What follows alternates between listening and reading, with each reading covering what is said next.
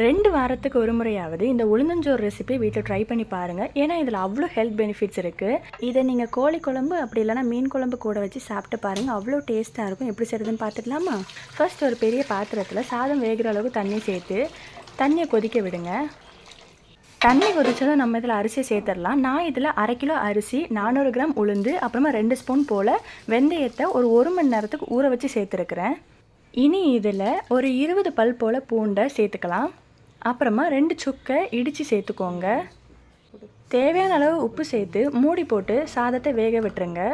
நான் இன்றைக்கி செங்கல்பட்டு அரிசியில் செய்கிறதுனால அரிசியை 1 மணி நேரம் ஊற வச்சேன். நீங்கள் வேறு ஏதாவது அரிசியில் செய்கிறீங்கன்னா ஊற வைக்க வேண்டிய அவசியம் இல்லை. இந்தளவுக்கு நல்லா கொதித்ததும் நம்ம இதில் ஒரு முறி போல் தேங்காவை துருவி இது கூட சேர்த்துக்கலாம். தேங்காவை சேர்த்து நல்லாவே கிளறி விட்டு வேக விடுங்க.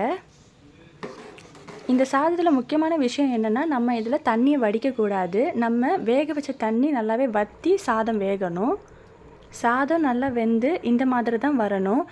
இந்த சாதத்தில் ரொம்பவே அதிகமான ஹெல்த் பெனிஃபிட்ஸ் இருக்குது. 2 வாரத்துக்கு ஒரு முறையாவது கண்டிப்பாக ட்ரை பண்ணி பாருங்கள். கோழிக்கறி அப்படி இல்லைனா மீன் குழம்புக்கு இந்த சாதம் ரொம்பவே டேஸ்ட்டாக இருக்கும்.